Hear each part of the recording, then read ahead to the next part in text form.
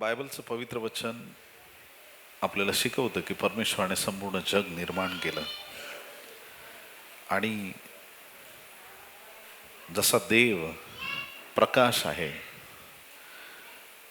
आणि त्याचं अस्तित्व आपण सगळे मानतो.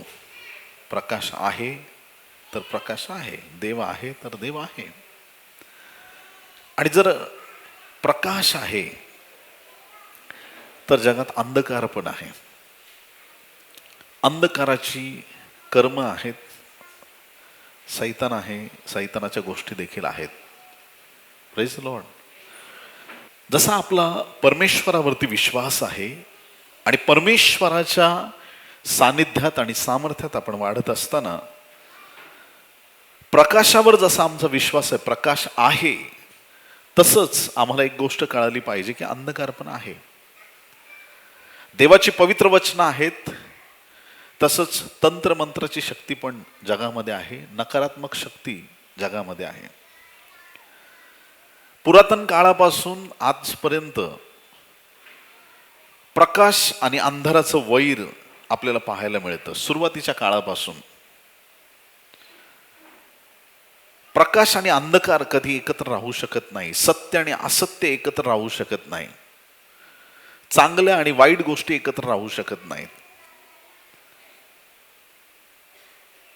अगदी त्याच प्रकारे परमेश्वराच्या पवित्र वचनात आपण पाहू शकतो की अनेक गोष्टी बायबलमध्ये अशा दिलेल्या आहेत की अंधारी प्रवृत्तीने, सैतानाच्या प्रवृत्तीने चालणारे खूप लोक बायबलमध्ये आपल्याला पाहायला मिळतात. अनेक विद्या आहेत, अनेक शास्त्र आहेत. जसं तुम्ही प्रार्थना करता, ह्या दिवसांमध्ये सैतानाचे सुद्धा चर्चेस आहेत. सैतानाची आराधना करणाऱ्यांचं प्रमाण ह्या दिवसात जगात खूप वाढलेलं आहे. दुष्टात्म्यांना बोलवलं जातं आणि त्या दुष्टात्म्यांना विनंती केली जाते की आम्ही तुझी सेवा करू, पण आम्हाला मोठं नाव मिळू दे, आम्हाला पैसा मिळू दे आणि आमच्या सगळ्या गरजा पूर्ण केल्या जाऊ दे. जसे देवाचे फॉलोअर्स आहेत तसे ह्या दिवसात डायरेक्ट सैतानाचं नाव घेऊन प्रार्थना करणाऱ्यांची संख्या वाढत चाललेली आहे. वाईट रीतीनं किंवा चुकीच्या माध्यमातून गोष्टी प्राप्त करण्यासाठी अनेक लोक ह्या दिवसात जगामध्ये प्रवृत्त झालेले आहेत. सैतानासाठी रक्तसिंचन करणं, सैतानासाठी वेगवेगळ्या साधना करणं, चॅन्टिंग वगैरे, हे ते खूप प्रकार सध्या खूप मोठ्या प्रमाणात तरुण लेकरं पण त्याच्यात इन्व्हॉल्व झालेले आहेत. आणि जगभरात एखाद्या पर्टिक्युलर देशाबद्दल मी बोलत नाही, ज्या देशांना तुम्ही ख्रिस्ती देश म्हणून ओळखता तिथे सुद्धा या सगळ्या गोष्टींचा प्रभाव वाढत चाललेला आहे. दुष्टात्मे येऊन लोकांच्या मध्ये वस्ती करतात आणि दुष्टात्म्यांच्या मदतीने अनेक चुकीची कामं ह्या दिवसामध्ये केली जात आहेत आणि सैतानाकडून लोक अनेक गोष्टी प्राप्त करण्यासाठी प्रयत्नशील आहेत. एकीकडं देवाचं काम वेगाने चाललेलं आहे आणि दुसरीकडं सैतानाचं काम पण वेगाने चाललेलं आहे. ह्याच एका जगामध्ये दोन प्रकारचे लोक आपल्याला पाहायला मिळतात. एक सत्यतेने चालणारे लोक आणि दुसऱ्या प्रकारचे असत्यतेने वाईट गोष्टीच्या आहारी गेलेले लोक. वाईट गोष्टीच्या आहारी गेलेले लोक हे नेहमी आरडाओरडा करणारे, गोंधळ करणारे आणि सत्य लोकांकडून ओरबाडून घेणारे अशा प्रकारचे लोक आज जगामध्ये आहेत. मग ह्या दिवसांमध्ये जे देवाचे लोक म्हणवणारे आहेत, येशूला मानणारे लोक आहेत किंवा सत्यतेने चालणारे लोक जे आहेत, तर हे लोक काही ठिकाणांमध्ये त्यांची फसगत होत आहे. कारण की या दिवसामध्ये सगळ्यांनाच सेवेसाठी, प्रार्थनेसाठी खूप स्कोप मिळालेला आहे. जो लबाड संदेष्टा आहे तो असा माईकवरती येऊन कधी कोणाला सांगणार नाही, इकडे या मी खोटा संदेष्टा आहे, असं कोणी म्हणणार नाही. प्रत्येक जण म्हणणार मीच बरोबर आहे. एखादा ओरडून सांगेल देवाचा आत्मा मला मिळाला, मी अन्य भाषेत प्रार्थना करतो, पेंटिकॉस्टचं सामर्थ्य मला मिळालं, आणि दुसरीकडे म्हणेल हे असं काहीच नसतं. बायबलच्याच वचनामधून फिरवाफिरव केली जाईल आणि हे सैतानाचे एजंट मंडळांमध्ये पण घुसलेले आहेत. मग लोक कन्फ्यूज आहेत. मग हा मार्ग खरा की तो मार्ग खरा? अशा दुविधा मनस्थितीमध्ये जग सापडलेलं आहे. देवाच्या प्रिय लोकांनो, सैतानाला फक्त इथं गाणे गाऊन सैतानाला मी पायाखाली तुडवलंय आणि सैतान माझ्या पायाखाली आहे आणि सैतान नीचा नीचा आणि सैतान ऐसा वैसा, हे असली गाणी गाऊनच सैतानावरती विजय मिळत नसतो. त्या गाण्यात कदाचित सैतान पण तुमच्याबरोबर नाचत असेल, आय डोंट नो. सैतान पण म्हणत असेल तू सगळ्यांसमोर मला नीचा नीचा म्हणतोस, पण तुझ्या जीवनात मीच उच्च आहे बाहेर आल्यावर. आज भरकटलेल्या स्थितीत खूप लोक आहेत. सैतानी सत्ता अनेक प्रकारे जगामध्ये आपल्याला अस्तित्वात दिसत आहेत. मग ह्या दिवसांमध्ये दिखावा करणाऱ्यांची संख्या वाढली. इतरांना मी किती धार्मिक आहे हे दाखवणाऱ्यांची संख्या वाढली. लबाड लोक खोट्या गोष्टी करून मोठे होण्याचं प्रमाण ह्या दिवसात वाढलंय. 2 ख्रिस्त येणार आहेत. बऱ्याचदा मी आपल्या बोलण्यातून तुम्हाला सांगत असतो 2 ख्रिस्त येणार आहेत, एक नाही. लक्षात ठेवायचं. किती ख्रिस्त येणार? 2. खरा ख्रिस्त वरून येईल, खोटा ख्रिस्त लोकांमधून उभा राहील. मग आमचा विश्वास तो खरा ख्रिस्त जो स्वर्गातून येणार आहे त्याच्यावर असणं गरजेचं आहे. प्रभूच्या वचनावरती आमचा विश्वास असणं गरजेचं आहे. प्रत्येकाला येशू समोर नतमस्तक व्हावंच लागेल.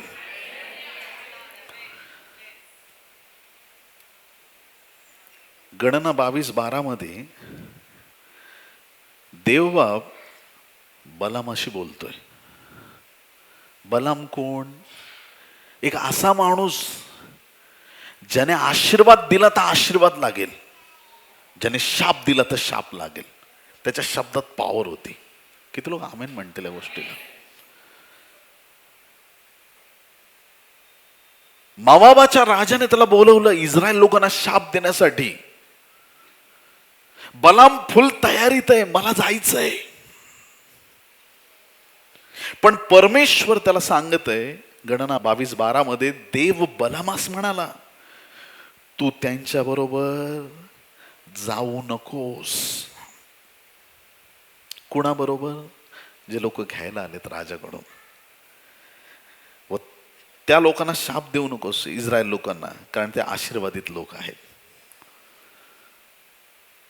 एकदा आशीर्वादित केलंय मी, तू काय करू नकोस, त्यांचं काहीच बोलू नको, तू जाऊच नकोस तिकडं. ही देवाची इच्छा आहे.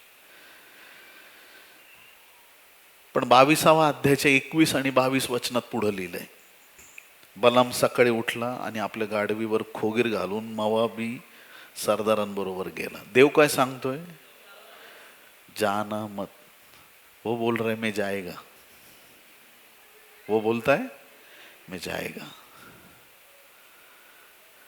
देवाच्या शब्दापेक्षा त्याने राजाच्या शब्दाला महत्व दिलंय. बलाम या ठिकाणी परमेश्वरापासून शब्द प्राप्त करतोय. आज देवाला, येशूला मानणारे लोक नकोयत, फक्त येशूवर माझा विश्वास आहे म्हणणारे लोक नकोयत. आज देवाच्या आज्ञा पाळणाऱ्या लोकांची कमी आहे. जे लोक म्हणतात की हे देवा, तुझा एकही शब्द मी डावलणार नाही, तू फक्त बोल, मी त्याप्रमाणे माझं जीवन जगणार आहे. तू फक्त सांग, मी तसं वागणार आहे. तुझ्या शब्दाला मी किंमत देईल. तू सांगशील अगदी तसाच मी वागेल. तुझ्या वचनाचा मी कधी अवेर करणार नाही. तुझ्या शब्दाला ओलांडून मी पलीकडे जाणार नाही. तू जे म्हणशील परमेश्वरा, तेच आणि तेच माझ्या जीवनात होईल. ह्या लोकांची आज देवाच्या राज्याला गरज आहे. आजही मला एक आठवतं,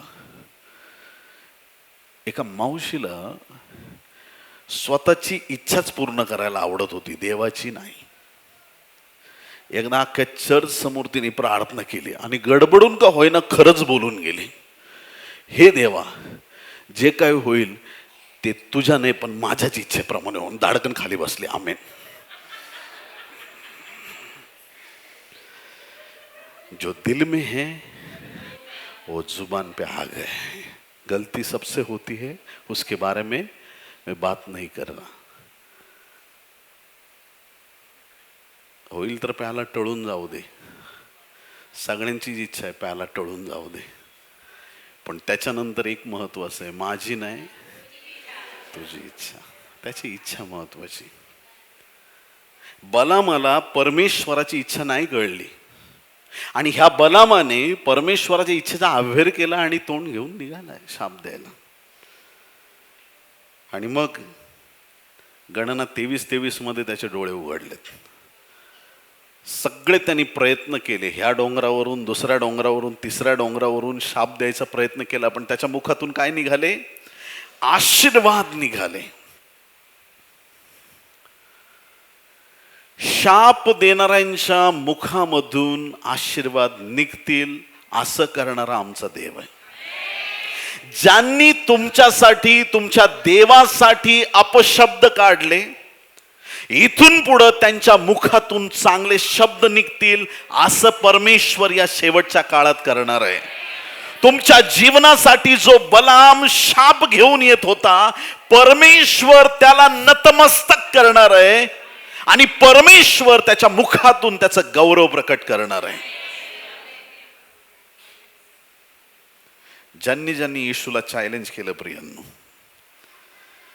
त्यांना प्रभू येशू ख्रिस्ताने चॅलेंज स्वीकारून आपलं सामर्थ्य दाखवलंय. कुणी असो, कुणी असो, प्रभू आपले सामर्थ्य प्रकट करतो. बलामाला देवाचं सामर्थ्य प्रकट झालं, शाप द्यायला आला होता. परमेश्वराने त्याचं असं परिवर्तन केलं की तो राजाला सांगायला लागला, यांच्यावर काही चालत नाही. राजाची त्यांनी समज घातली की ह्या लोकांना देवाने आशीर्वादित केलंय, यांच्यावर काही जादू टोना मंत्रतंत्र शाप काही चालणार नाही. हे मंत्रतंत्र प्रूफ लोक आहेत. हालेलुया. यांना देवाने प्रोटेक्ट केलेलं आहे. कोण सांगतोय? जो शाप द्यायला आला होता. देवाचा आत्मा योग्य समयी बरोबर वैऱ्यांचा ताबा घेणार आहे. आपण स्थिर असणं गरजेचं आहे. हालेलुया. जुन्या करारात एक राजा होऊन गेला, ज्याचं नाव होतं शौल. आता शौल असा राजा होता की त्याच्यावर पवित्र आत्मा होता आणि पवित्र आत्मा असलेला एक त्याच्यावरती असा आत्मा होता की तो एक निराळा माणूस होता. देवाचा बदलला, पहिल्यासारखा नाही राहिला, पण देवाच्या आज्ञा मोडायला लागला. आणि तो जुना करार आहे. तिकडे काही संडे थर्सडे सर्व्हिस नव्हती. थोडं जरा कसं तरी वाटते, ड्रायनेस आलाय, चला प्रेयर करायला जाऊन. नाही, तसं नव्हतं. ड्रायनेस म्हणजे फुल ड्रायनेस, एकदम त्याचं हातपायच गार पडले. आता त्याच्याकडे संदेष्ट आहे, शमूएल संदेष्टा, ज्याने अभिषेक केला होता तो संदेष्टा आहे, पण संदेष्टा पण त्याचं ऐकायला तयार नाही. तू देवाचंच ऐकत नाही, तू माझं कुठं ऐकशील, तू जा, बोलू नको माझ्याशी. असं त्याचा ड्रेस पकडला शमूएलाचा, वस्त्राचा काठच फाडून टाकला. हा सेवक पुढे गेलाय, त्याचं चांगलं, लोक दासाला नवीन कपडे देतात आणि हा दासाचे कपडे फाडतोय. देवाच्या प्रिय लोकांनो, शौलाच्या जीवनावरून देवाचा अभिषेक हटला आणि जो एकेकाळी देवाच्या आत्म्याने भरलेला होता तो भूतविद्या प्रवीण स्त्रीकडे गेला, जादू टोना करणाऱ्या स्त्रीकडे, आणि मेलेल्या माणसाला बोलवायला सांगतोय, शमूएलाला बोलव. इतकं डिमॉनिक, एवढं वाईट काम करण्यासाठी पहिले शमूएल 28 अध्याय 3 वचनामध्ये सुरुवातीला तर असं सांगितलंय की त्याने सगळे मांत्रिक देशातून घालवून दिले होते. आणि ज्यांना घालवून दिलं होतं, 28 अध्यायाच्या 7 आणि 8 वचनामध्ये पुढे सांगतं बायबल, ज्यांना हाकलून दिलंय वाईट म्हणून, परत त्यांच्याच भेटीला गेलाय. ही सगळ्यात वाईट स्थिती आहे प्रियांनो. एकदा व्यसन सोडलं म्हणजे सोडलं, परत त्या वाटेला जायचं नाही. एकदा एखादी वाईट गोष्ट जीवनातून काढून टाकली, त्याच्याशी डिस्कनेक्ट झालात, ती गोष्ट तुम्हाला खेचण्याचा प्रयत्न करते, पण जायचं. शौल गेला, वेषांतर करून गेला. आता ती बाई काय साधी नव्हती, तिने पण बोलवलं आत्मा. काय तिला बोलायचं असेल, बडबड बिडबड काय करून करायचं, काय मंत्र बिंद्र मारायचे, तिने बरोबर असा आत्मा बोलवला, डायरेक्ट किंचाळी फोडली जोरात. तिला कळालं समोर शमवेल आणि इकडं शौल राज आहे. सगळ्या गोष्टी तिला रिव्हील झाल्या. का? आता तिला मरावं लागणार आहे असं तिला वाटलं, पण तिला माहित नव्हतं राजा तिच्याच पार्टीत आलेला आहे. तिला ठाऊक नव्हतं. ती घाबरून गेली. तिला वाटलं हा पवित्र आत्म्याने भरलेला माणूस आहे. पवित्र आत्म्याने भरला होता, पण तो आता अपवित्र झाला. ह्या स्त्रीला देवाच्या आत्म्याची भीती वाटत होती. प्रियानो, किती लोक आमेन म्हणतील? हालेलुया. तिला राजाची भीती वाटत नव्हती. राजावरती जो देवाचा अभिषेक होता, त्या अभिषेकाची तिला भीती वाटत होती. ह्या दिवसात परमेश्वर तेच काम करणार आहे. देवाच्या आत्म्याचा धाक लोकांच्या मनात निर्माण होणार आहे. तुमच्या देवाविषयीची भीती संपूर्ण जगात लोकांमध्ये तुम्हाला पाहायला मिळणार आहे. परमेश्वर सगळ्या वैऱ्यांना ह्या दिवसात नतमस्तक करणार आहे. निर्गम 7व्या अध्यायाच्या 10 ते 12 वचनामध्ये, निर्गम 7 10 ते 12 वचनामध्ये मोशे आणि आरोन फारो पुढे जाऊन उभे राहिले. आणि बायबल सांगतं 10व्या वचनात, मग मोशे व अहरोन यांनी फारो जवळ जाऊन परमेश्वराच्या आज्ञेप्रमाणे केले. काय केले? अहरोनाने आपली काठी फारो व त्याचे सेवक यांच्या पुढे टाकली, तेव्हा तिचा साप झाला. काठीचा, देवाच्या दासाने काठी टाकली, काठीचा साप झाला. मग फारोनेही जाणते व मांत्रिक बोलावले. मोशे आणि आरोन कोण आहेत? देवाचे दास आहेत. मग राजा म्हटला, आम्ही काय कमी आहेत का? तू काठीचा साप करतो, आम्ही नाही करू शकत का? आम्ही पण करून दाखवतो. मग या राजाने त्याच्याकडे असलेले जाणते आणि मांत्रिक बोलवले. मिस्राच्या त्या जादूगारांनी सुद्धा आपल्या मंत्रतंत्राच्या योगेत तसाच प्रकार केला. म्हणजे काय? या मांत्रिकांकडे ज्या काठ्या होत्या, त्यांनी त्या जमिनीवर टाकतात, त्यांचे पण साप झाले. जो चमत्कार देवाच्या सामर्थ्याने झाला, तो चमत्कार मांत्रिकांनी पण करून दाखवला. आमचा भरोसा चमत्कारावर नको, आमचा भरोसा आमच्या देवावर पाहिजे. सगळ्यात मोठी गोष्ट. हालेलुया. चमत्कार झाला म्हणून देवच आहे नाही, आमचा देव चमत्कार करणारा आहे, त्यात तीळ मात्र शंका नाही. पण सगळेच चमत्कार देवाचे नाहीत. किती लोक आमेन म्हणतील? फारोच्या मांत्रिकांनी केलेला चमत्कार साधारण नव्हता. अहरोनाच्या काठीने जो चमत्कार झाला, तोच चमत्कार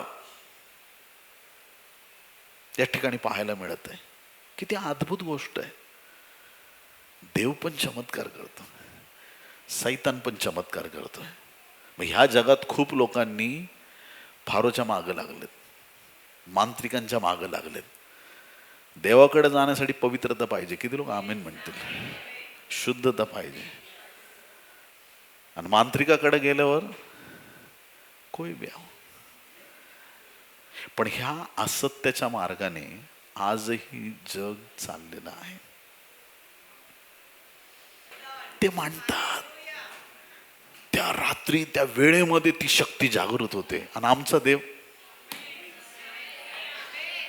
ही is always in force. Hallelujah. नेहमी सामर्थ्यात आहे.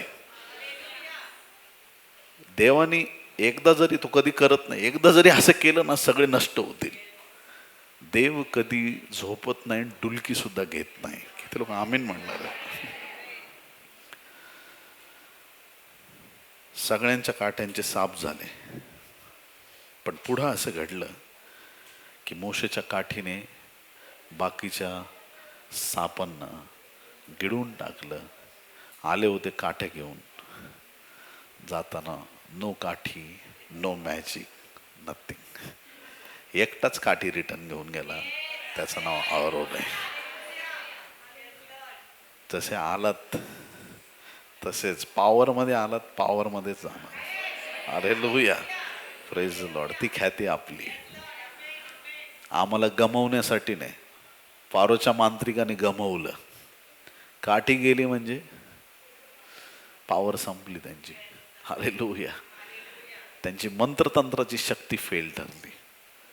आणि मग जेव्हा पुढं पिढा यायला लागल्या, ते पण थोडं करायला लागले नाही का. इकडं पाण्याचं रक्त करतोय मोशे, ते पण करून दाखवतायत. असं करता करता एक मोमेंट अशी आली, 8व्या अध्यायाच्या 19व्या वचनात बघा, निर्गम 8 आणि 19. तेव्हा जादूगार फारोला म्हणाले, ह्यात काय म्हणतायत? जादूगार कोणाला म्हणतायत? फारोला म्हणतायत. तेव्हा जादूगार फारोला म्हणाले, ह्यात देवाचा हात आहे. तरी फारोचे मन कठीण राहिले आणि परमेश्वराने म्हटले होते त्याप्रमाणे तो त्यांचे ऐकेना. जादूगारांनी, मांत्रिकांनी ऍक्सेप्ट केलं की ह्यात परमेश्वराचा हात आहे. हालेलुया. त्यांना ऍक्सेप्ट करावं लागलं. त्यांना जाणीव आहे की हे काम केवळ परमेश्वराचं आहे, हे काम देवाचं आहे. आणि नंतर मग परमेश्वराने बरोबर सगळे फटके दिल्याच्या नंतर निर्गम 12वा अध्याय 31 आणि 32 वचनाने आपण जर त्यामध्ये पाहिलं, तेव्हा फारोने रातोरात मोशे व आरोन यांना बोलावून सांगितले, तुम्ही व सगळे इस्रायल लोक माझ्या लोकातून निघून जा. तुम्ही म्हणता त्याप्रमाणे जाऊन परमेश्वराची सेवा करा. तुम्ही म्हणता त्याप्रमाणे आपली शेरडे, मेंढरे व गुरेढोरे घेऊन चालते व्हा आणि मलाही आशीर्वाद द्या. याचा अर्थ त्याला सुद्धा त्या आशीर्वादाची अभिलाषा लागली. एक राजा आहे, अख्खा देश त्याच्या कंट्रोलमध्ये आहे, पण गुलामांना घाबरला का? कारण गुलामांचा देव जिवंत आहे. हालेलुया. इस्रायल मधल्या त्या गोरगरिबांचा देव जिवंत आहे. राजाला भीती वाटली, राजा घाबरून गेला. प्रियांनो, राजा घाबरून गेला. आज जे राजे पदावरती बसलेले असतील, जरी ते तुमचा विरोध करत असले, दावा आहे माझा, चॅलेंज आहे, एक दिवशी ते म्हणतील तुमचा देव जिवंत आहे, तुमचा देव सामर्थ्यवान आहे, तुमच्या देवात पॉवर आहे. जे सामर्थ्य मी पाहिलं नाही ते सामर्थ्य मी तुमच्या देवाकडे पाहिलेलं आहे. ते सामर्थ्य तुमच्या जीवनात मी पाहिलेलं आहे. ह्या दिवसात प्रत्येक फारोला झुकावं लागणार आहे प्रियांनो. प्रत्येक फारोला, प्रत्येक मांत्रिकाला, मोठ्या मोठ्या भविष्यवाण्या करणाऱ्यांना झुकावं लागेल येशू पुढं. हे ते दिवस आहेत की ह्या दिवसामध्ये प्रकाश आणि अंधकार समोरासमोर येणार आहे. प्रकाश आल्यावर अंधकाराला पळ काढावं लागणार आहे, कारण की हा देव जिवंत आहे. हा कॉम्प्रोमाइज वाला देव नाही, हा कॉम्प्रोमाइज वाला देव नाही. चल दागोन, तू पण आहेस, मी पण आहे, चला आपण दोघं पण इथं राहूया. नाही, हे दागोन, मी उभा आहे, तुला आज पडावं लागणार आहे, कारण मी उभा आहे. जो उभा आहे तो सामर्थ्यवान आहे, तो महान प्रतापी आहे. ज्याने गल्लाताला झुकवलं, ज्याने दागोनाला खाली पाडलं, तो देव तुमचा आहे. तुमच्या जीवनात तुम्ही कधीच पडू शकत नाही. तुमच्यात दागोन मी बघत नाही, तुमच्यात मी देवाचा अग्नी बघत आहे. तो अग्नी तुम्हाला उभं करणार आहे, तो अग्नी तुम्हाला सामर्थ्यात ठेवणार आहे. ती आग प्रभूच्या आत्म्याची तुमच्या वैरांना आंधळ करून टाकणारी. ते एक वाटेने येतील, 7 वाटांनी पळून जातील. कारण ज्याची तुम्हाला सेवा करण्याची संधी मिळाली, तो देव पळकुटा नाही, तो इकडं तिकडं सैरा वैरा जाणारा नाही. त्याचं सामर्थ्य आहे आणि त्या सामर्थ्यापुढे फारोच्या मांत्रिकांनाच नाही, फारोच्या सैन्यालाच नाही, स्वतः फारोला पण नतमस्तक व्हावं लागलं. हा तो जिवंत देव आहे, हा तो सामर्थ्यवान देव आहे. बलामाला कळालं देव कोण आहे, इस्रायलाचा परमेश्वर कोण आहे. इंदोर येथल्या भूतविद्या प्रवीण स्त्रीला कळालं हा परमेश्वर कोण आहे. ज्यावेळेस तुम्हाला कोणी सांगतं तुझ्या पाठी भूत आलंय, तुझ्यावरती कुणीतरी करणी केली, तुला कुणीतरी जादूटोणा केलाय, त्याला सांगायचं प्रभू माझ्या बरोबर आहे, स्वतःची काळजी घेत चला. हालेलुया. तुम्ही ते दानियल आहेत जे सिंहाच्या गुहेत राजावरून विचारतोय, दानियला, हे दानियला, महाराज तुम्ही चिरायू, असं माझं टेन्शन घेऊ नका, मी ऑलरेडी चिरायू आहे, माझं अस्तित्व युगानुयुगाचं दानियेलाला माहिती आहे. तुम्ही स्वतःची काळजी घ्या महाराज, तुम्ही चिरायू असा. राजाला वाटलंय मेला की काय, आर्त स्वराने, खूप सुंदर शब्द आहे. आर्त म्हणजे असं नॉर्मल स्वर नाही. दानियेला कसं दानियेला म्हणजे हाच मरायला लागलाय की काय, असा राजाचा आवाज होता त्या दिवशी. दानियेला, दानियेला, तुझ्या देवाने तुला वाचवलं. महाराज तुम्ही चिरायू असा, स्वतःची काळजी घेत चला महाराज, वय वाढलंय तुमचं. जो सिंहाच्या गुहेत आहे तो सेफ आहे, बाहेरचे तुम्ही लोक प्रॉब्लेम मध्ये. जिसका खुदा जिसके साथ है सेफ आहेत, त्याच्या पवित्र हातामध्ये सुरक्षित आहेत. काय घाबरेल समाज, सुरक्षित आहेत तुम्ही. तो सैतान एवढा टेन्शन मध्ये ना, त्या योबाबद्दल परमेश्वर देवा पुढे जाऊन उभं राहिला. देव म्हणतो काय रे, तुझं लक्ष गेलं का त्याच्याकडं? गेलं, पण काय करणार, तू कुंपण घातलं ना त्याच्या भोवती. काय देवाचं कुंपण, तो जुन्या करारातला योब, ज्याच्याकडे शेरडा मेंढरांचं रक्त आहे, त्या योबावरती देवाची एवढी दया आहे. त्या योबाच्या भोवती देवाचं कुंपण आहे, जिथं सैतान प्रवेश करू शकत नाही. ज्या तुमच्या आणि माझ्याकडं येशूचं रक्त आहे, ज्या तुम्हाला आणि मला देवाचा पवित्र आत्मा मिळालेला आहे, ज्या तुम्हाला आणि मला देवाच्या दयेने घेरलेला आहे, ज्या तुम्हाला आणि मला देवाच्या अभिषेकाने भरलेला आहे, ज्यांना देवाची कृपादान मिळालेली आहेत, काय कुणाची हिम्मत आहे आम्हाला स्पर्श करण्याची? देवाने त्याच्या सामर्थ्याने आम्हाला घेरलेलं आहे. कधी कधी असं होतं ना की लांब असलेल्या व्यक्तीने काही बोललं तर असं क्लिअर ऐकायला येत नाही, जवळ असल्याने बोललं तर क्लिअर ऐकायला येत. लांब कुणी उभा असेल तर वर्ड्स असे क्लिअर. तो गर्जणारा सिंह लय खतरनाक ओरडतो तिकडं, मला इकडं ऐकू येतं.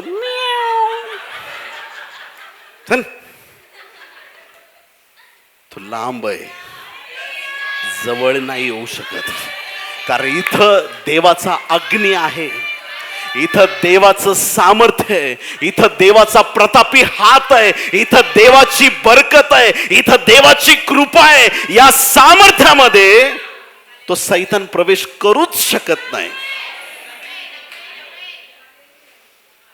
आता कुणी कितीही रंगवून सांगितलं तिथं भूत आहे, तिथं दुष्ट आत्मे आहेत, आणि मी तर म्हणतो ज्या घरात तुम्हाला असं कळल तिथं भूत आहेत, ते खरेदी करून टाका.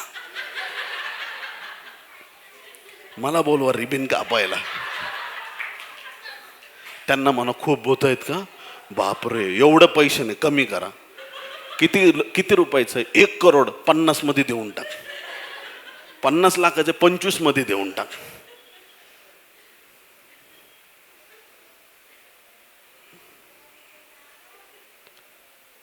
देवाच्या लोकांवरती देवाची कृपा आहे,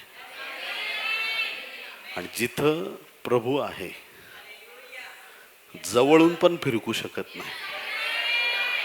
जुना करार कसा होता? कराराचा कोष ठेवला असं. एक दिवशी काय झालं, उज्जैनी नुसता टच ठाप. काय झालं याला? हॅलो, दावीद राजा जो नाचत होता ना, त्याचं तोंडच पडलं एकदम. चेहऱ्यावर 12 वाजले. नको बाबा कोश बिश मेला, याला पुरून टाकायचं आला. ते कोश उचलं ते तिकडे ठेवून द्या, ओबेदा तुमच्या घरी. एकदा काय झालं, युद्ध झालं पलिष्टी लोकांबरोबर. कुणाचं? इस्रायल लोकांचं. आता ह्या लोकांची स्टाईलच होती युद्धात कोश घेऊन जायचं लढायला. आत्ता पण तोरा घेऊन जातात खांद्यावरती, बॅग आहेत, रणगाड्यात. तोरा म्हणजे जुना करार, पहिले 5 पुस्तकं घेऊन जाणार आणि युद्ध जिंकतातच. आता त्या दिवशी त्यांनी कराराचा कोश नेला, पण देवाबरोबरचा करार त्यांचा नीट राहिला नव्हता. गडबड केली. त्यांनी असले फटके दिले इस्रायल लोकांना, हे सगळे गायब, कोश तिथं टाकून. म्हणे काहीतरी सोन्याचा बॉक्स दिसतो, उचला. अरे ना, हे देवाचं आहे काहीतरी, उचला. त्यांनी उचलून नेला त्यांच्या प्रदेशामध्ये. आता त्यांचे सगळे लोक आले आणि ते नुसतं न्याहाळायला लागले. काय नुसतं बघत होते. बघता बघता मेले. त्यांनी कोशाचे निरीक्षण केले, ते तात्काळ मेले, असं बायबलमध्ये लिहिलंय. किती लोक आमेन म्हणतील?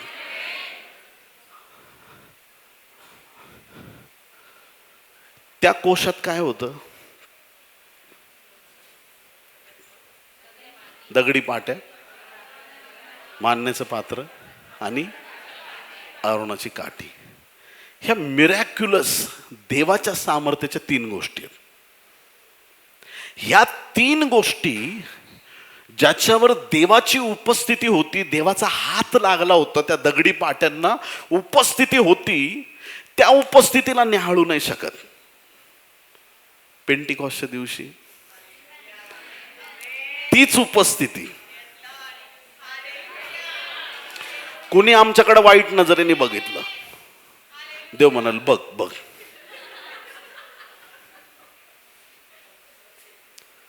जुना करार जरी नसला तरी जुन्या कराराचा देव आजही जिवंत आहे. हालेलुया. करार आमच्यासाठी बदललाय. जुन्याचा नवा फक्त आमच्यासाठी झालाय. येशूच्या रक्तामुळे तो करार आमच्यासाठी बदललाय. पण देव जो तो होता पूर्वी, आज तो आहे, उद्याही तोच असणार आहे. तेच सामर्थ्य आजही आहे.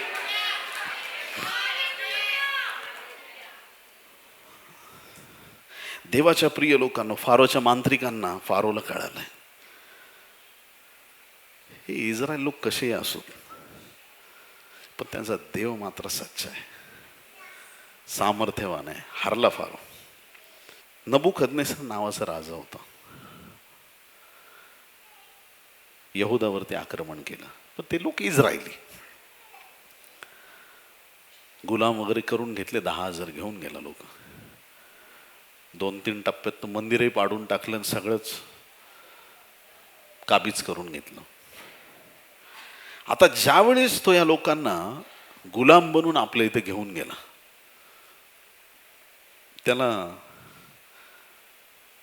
या जिवंत देवाची ओळख नव्हती.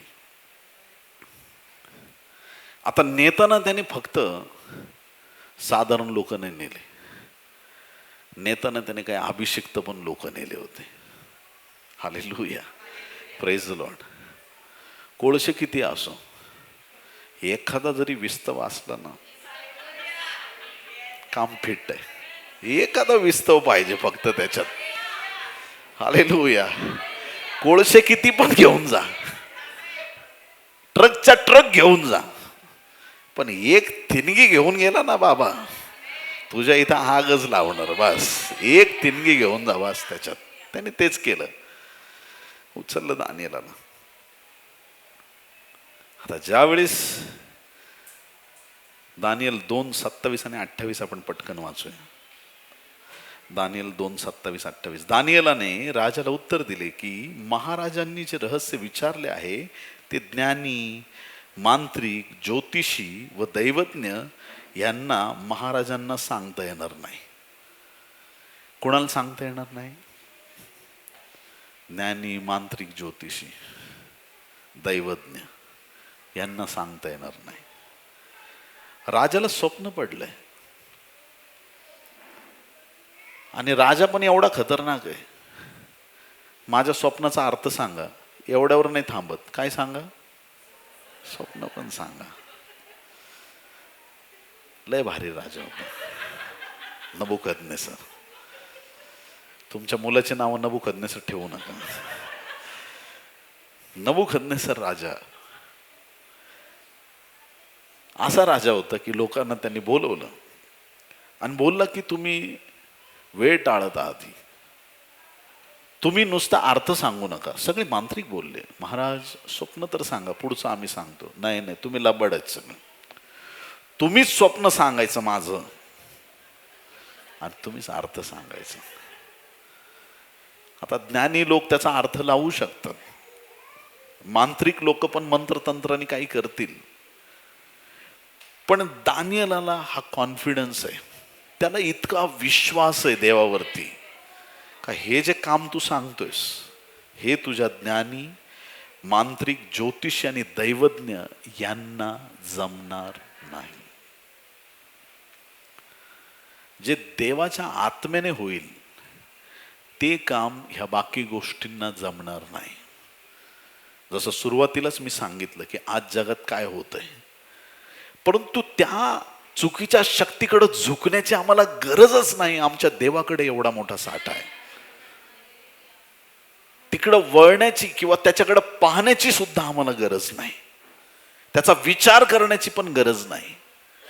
जर परमेश्वर आमच्या प्रार्थना ऐकून आम्हाला उत्तर देतोय, दानियेला सारखं तुम्हाला त्याच्या आत्म्याने भरायला आजही जर तो देव तयार आहे, तर आम्हाला त्या सेकंडरी किंवा ज्या नंतरच्या गोष्टी आहेत, ज्या जगाने प्रिय मानलेल्या आहेत, त्यांच्याकडे जाण्याची गरजच नाही. आमेन, हालेलुया. तरी रहस्य प्रकट करणारा देव स्वर्गात आहे आणि त्याने पुढील काळात काय होणार हे नबुकदनेसर महाराजांना कळवले आहे. आपले स्वप्न आपण बिछाण्यावर पडले असता आपल्याला झालेला दृष्टांत असा आहे आणि पुढे दानियेलाने तो सगळा दृष्टांत सांगितला. दानियेलाने ज्यावेळेस ते स्वप्न, त्याचा अर्थ, सगळ्या गोष्टी सांगितल्या, त्यावेळेस दानियेलाला खूप मोठ्या हुद्द्यात चढवण्यात आलं, त्याला पोशाख दिला, त्याचा खूप सन्मान झाला. दानियेलामध्ये असलेल्या आत्म्याद्वारे राजाला कळालं की दानियेलाचा देव जिवंत आहे. Praise the Lord, hallelujah. देवाच्या प्रिय लोकांनो, तो अभिषेक प्राप्त झाला पाहिजे, पवित्र आत्मा आपल्यात असला पाहिजे. खूप महत्वाची गोष्ट आहे. आज जगात खूप प्रीचर्स आहेत आणि त्यांच्या नावापुढं ब्रॅकेटमध्ये लिखतात मोटिवेशनल प्रीचर. मी देवाला विनंती केली की मला ते करू नकोस कधीच. विकास कांबळे मोटिवेशनल प्रीचर आहे, फक्त खूप बरं असं काम कर की त्या शब्दांनी लोकांच्या जीवनात कार्य झालं पाहिजे. येतील तिथं बसतील, ऐकतील, टाळ्या वाजवतील, घरी जातील, नाही, त्यांना त्यांच्या जीवनात बदल दिसले पाहिजे. पास्टर काय थोड्या वेळात निघून जातील घरी, पण तो अभिषेक, ज्या अभिषेकाने तुम्हाला घेरलाय, तो अभिषेक तुमच्या जीवनात काम करणार आहे. Praise the Lord. नुसते शब्द नकोत, त्याच्यात देवाचं सामर्थ्य पाहिजे. हालेलुया. तोफ पण पाहिजे, गोळे पण पाहिजेत, बंदूक पाहिजे, गोळ्या पण पाहिजेत. हालेलुया. Praise the Lord. देवाच्या प्रिय लोकांनो, नबुकदनेसर राजाच्या मांत्रिकांना कळालं दानियेलाचा देव जिवंत आहे. सगळ्यांना नतमस्तक व्हावं लागलं. पहिल्या उदाहरणापासून मी तुम्हाला हेच सांगतोय, भूतविद्यावाले असोत, मांत्रिक असो, जादूटोण्यावाल्या असोत, तांत्रिक, मांत्रिक, काय हे ते दुनियादारी काही असोत, त्यांनी ॲक्सेप्ट केले बायबलमध्ये प्रत्येक ठिकाणी यहोवा जिवंत देव आहे. हालेलुया. त्या सर्व शक्तींना येशू पुढं नतमस्तक व्हावं लागलंय. हे आमच्या देवाचं सामर्थ्य आहे. प्रकटीकरण 2 अध्याय 20 ते 23 वचनामध्ये थुअतीराच्या मंडळीविषयी बोलत असताना इजबेल नावाच्या स्त्रीचा उल्लेख आलाय. ती स्वतःला संदेष्ट्री म्हणवते असं लिहिलंय. इजबेल नावाची स्त्री स्वतःला संदेष्ट्री म्हणवते. इजबेल. आता इजबेल ही एक पहिले राजे जुन्या करारातली एक स्त्री होती की जी संदेष्टांचा घात करणारी होती. मग तिचा उल्लेख आता ह्या दिवसात आलेला आहे. हा एक स्पिरिट आहे प्रियांनो, इजबेलचा आत्मा. इजबेलचा आत्मा हा आजही, जरी ती इजबेल मेली असली तरी तिचा आत्मा, तो दुष्ट आत्मा आजही जगात लोकांना प्रवृत्त करतो की त्या आत्म्याच्या द्वारे प्रेरित होऊन लोकांनी, धार्मिक लोकांना त्रास द्यावा. आणि त्या आत्म्याची बरीचशी कामं आहेत. पण एक गोष्ट पक्की लक्षात ठेवा की हे जे भूताचे आत्मे आहेत किंवा हे जे दुष्ट आत्मे आहेत, इजबेलचा आत्मा आहे, हे सगळे आत्म्यांबद्दल त्यांची कार्य खूप घाणेरडी आहेत. पण हे सगळे वाईट आत्मे फक्त एक नावाला घाबरतात आणि ते येशूचं नाव आहे. आमेन. आणि म्हणून निरंतर आपल्या मुखात प्रभू येशूचं नाव असलं पाहिजे. निरंतर आपण देवाच्या आत्म्याने आणि सामर्थ्याने भरलेलं असलं पाहिजे. इतके देवाच्या आत्म्याने परिपूर्ण व्हा प्रियांनो. अपरिपक्व असे कच्चे पक्के राहू नका. असे परिपक्व व्हा, असे देवाच्या सामर्थ्यात उभे राहा की ह्या जन्मात दुष्ट आत्म्याची तुमची भेटच होणार नाही. माझ्या बरोबर घडतंय असं तुम्ही ऐकताय चर्च. कोणी म्हणतं माझ्या मुलीला दुष्ट आत्मा लागलाय, पास्टर प्रेयरला आहे. मी घरी जायच्या आत ती बरी झालेली असते. कुठे दुष्ट आत्मा? ही तर नॉर्मल आहे, माहित नाही. तुम्ही यायचं म्हटलं एकदम ओके झाली. तुम्ही ऐकताय चर्च. हालेलुया. देवाच्या अग्नीने भरले जा, सामर्थ्याने भरले जा. इजबेलला कळालं, त्या दुष्ट आत्म्यांना कळालंय, त्या सगळ्या दुरात्म्यांना कळालंय येशू जिवंत देव आहे. मग आमचा भरोसा येशूवरती पाहिजे. एकदम कणाकणात येशू भरला पाहिजे प्रियांनो. हालेलुया.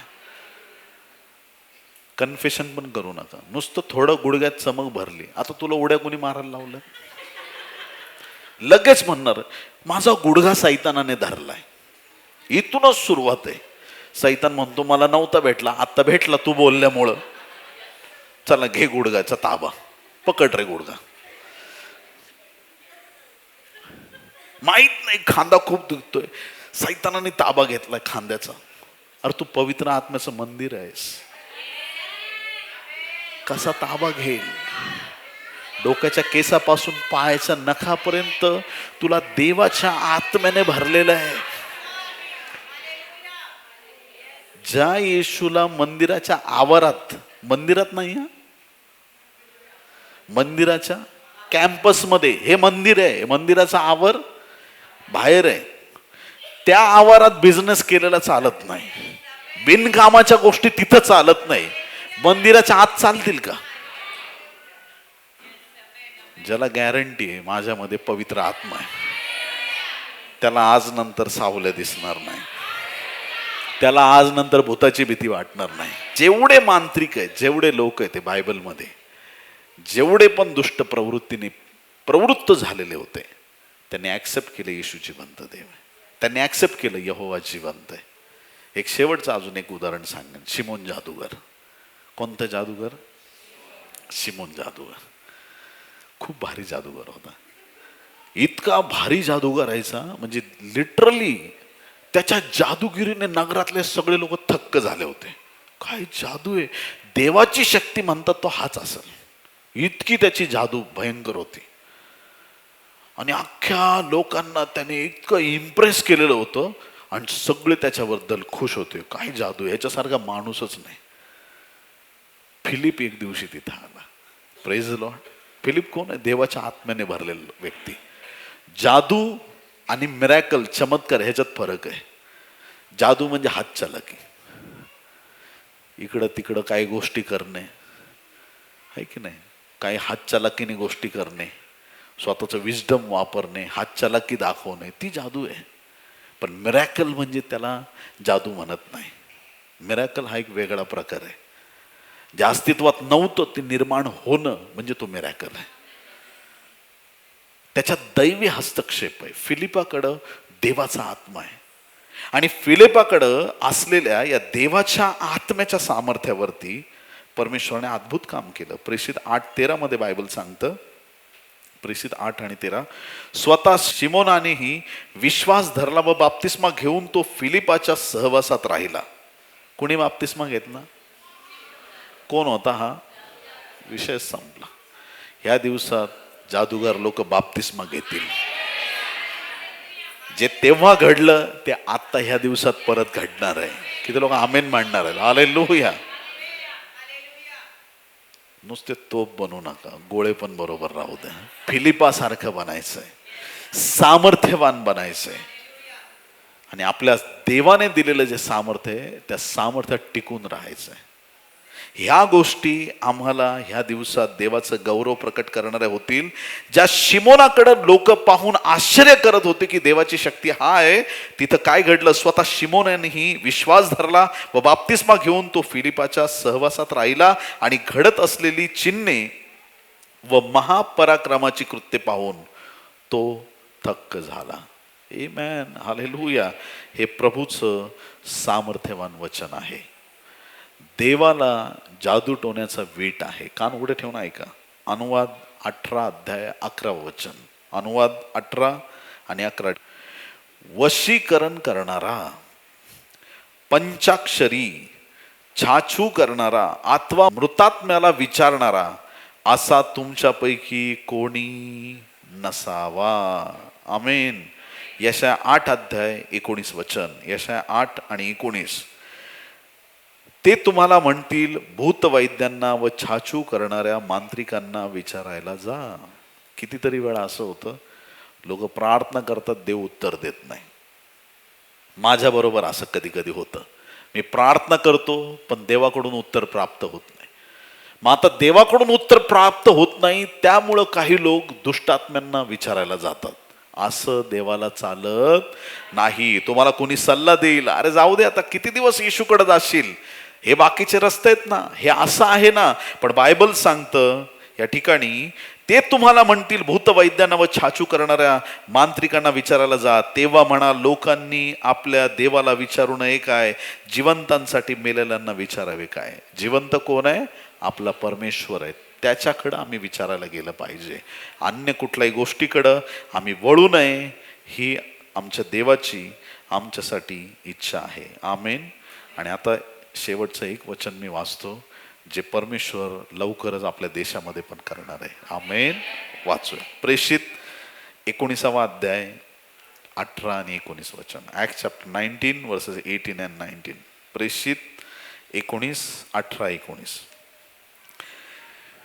विश्वास ठेवणाऱ्या लोकांपैकी, इफिसमध्ये काय घडलं पहा. विश्वास ठेवणाऱ्या लोकांपैकी पुष्कळ जणांनी येऊन आपली कृत्ये उदारपणे पदरात घेतली. जादूटोणा करणाऱ्यांपैकी बऱ्याच जणांनी आपली पुस्तके जमा करून सर्वांदेखत जाळून टाकली आणि त्यांच्या किमतीची बेरीज केली, तेव्हा ती 50,000 रुपये झाली. आमेन, हालेलुया. तेव्हा 50,000 झाली, आता लाखो करोडो होतील. आणि परमेश्वर त्या सगळ्या विद्या या दिवसामध्ये भस्म करणार आहे. प्रियांनो, या जगात एकच राहील पवित्र आत्म्याचं कार्य. प्रियांनो, देवाच्या सामर्थ्याचं कार्य सगळीकडे पाहायला मिळेल आणि देवाचं मोठं आणि महान गौरव होईल. आज देवाकडे आपण प्रार्थना करूया की आज परमेश्वराने त्याची विशेष कृपा सर्व मंडळांवरती करावी. देवाच्या सामर्थ्याने लोक भरले जावेत आणि अशा प्रकारचे जे दुष्कृत्य जगात होत आहेत त्यापासून देवाने मंडळीला सुरक्षित करावं आणि जे लोक चुकीच्या गोष्टीत अडकलेत देवाने त्यांना मुक्त करावं. या आपले डोळे बंद करू, प्रार्थना करूया. प्रेमळ स्वर्गीय देवा, प्रभू येशू ख्रिस्ताच्या पवित्र नावात आम्ही तुझ्या चरणाशी येतो. प्रार्थना करतो, या समयी आम्हा प्रत्येकाच्या अंतःकरणाचा ताबा घे. स्वर्गाचे द्वार उघड प्रभू, तुझी कृपादृष्टी कर, सगळे सैतानी अडखळणं बंधनं नाहीसे कर. आणि विशेष प्रभू, आज या रात्रीच्या समयी तुझी कृपादृष्टी आपल्या लोकांवरती अशी कर की प्रत्येकाला तुझ्या पवित्र आत्म्याचं सामर्थ्य प्राप्त होईल. तुझ्या अग्नी अभिषेकाने भर आणि सर्व सैतानाबद्दलची, सैतानाच्या कृत्याबद्दलची सगळी भीती, दडपण येशूच्या नावात निघून जाऊ दे. या दिवसांमध्ये प्रभू तुझं नाव प्रभू सगळ्या जगात उंच आणि उंच होत जाऊ दे. सगळ्या सैतानी विद्या या दिवसात फेल होताना आम्हाला दिसू देत देवा. लोकांच्या जीवनात तुझं खरं संजीवन येऊ दे. वाईट मार्ग सोडून सत्य मार्गाची ओळख लोकांना होऊ दे. तुझं गौरव प्रकट कर राजा. पित्या धन्यवाद. आज आमची प्रार्थना तू जमेच धरलीस. इथून पुढचा वेळ तुझ्या हाती घे प्रभू. ही सर्व प्रार्थना उद्धारक येशू याच्या गोड, पवित्र आणि सर्वोच्च नावात मागतो म्हणून पित्या ऐक. आमेन, आमेन, आमेन. बोलो येशू मसीह की